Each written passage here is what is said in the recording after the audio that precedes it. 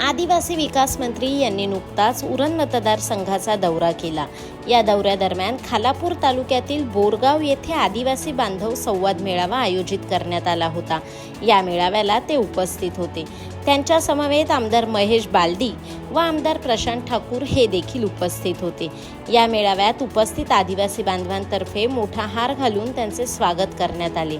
या मेळाव्यास मार्गदर्शन करताना आदिवासी विकास मंत्री डॉक्टर अशोक उईके यांनी सांगितले की केंद्र सरकारची PM जनमन योजना आणि राज्याची आभा योजना या दोन्ही योजनांद्वारे कातकरी समाजासह इतर आदिवासी समाजाला मुख्य प्रवाहात आणण्याचा संकल्प आहे। त्यासाठी 13 विभागांच्या विविध योजनांची प्रभावी अंमलबजावणी त्या अधिकाऱ्यांनी करावी असे सांगत या योजनांची संपूर्ण माहिती आदिवासी बांधवांना देण्यात येईल व राज्य सरकारने जो 100 दिवसांचा कृती आराखडा आखला आहे तोही यशस्वी होईल असेही ते म्हणाले।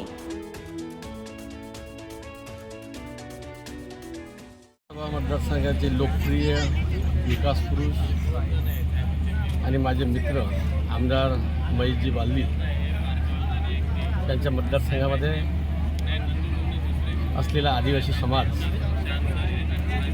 मी एक आढावा आणि संवाद आणि चर्चा करण्यासाठी 3 तालुक्यामध्ये प्रवास केला आणि तिन्ही तालुक्यामध्ये असलेल्या आदिवासी समाजाप्रती देशाचे पंतप्रधान नरेंद्र मोदी यांनी अतिशय धोरणात्मक निर्णय घेऊन PM जनमन सारखी योजना जो कातकरी समाज या भागामध्ये राहतो त्या समाजाला मुख्य प्रवाहामध्ये आणण्यासाठी एकूण 13 विभागाच्या